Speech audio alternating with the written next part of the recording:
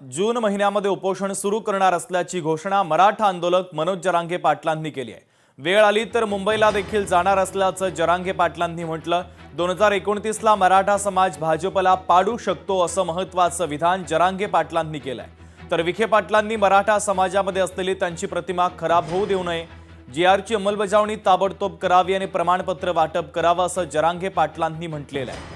जे अधिकारी जीआर नुसार प्रमाणपत्र देत नसेल त्यांच्यावर सरकारने फौजदारी गुन्हे दाखल करावे अशी मागणी मराठा आंदोलक मनोज जरांगे पाटील यांनी केली आहे।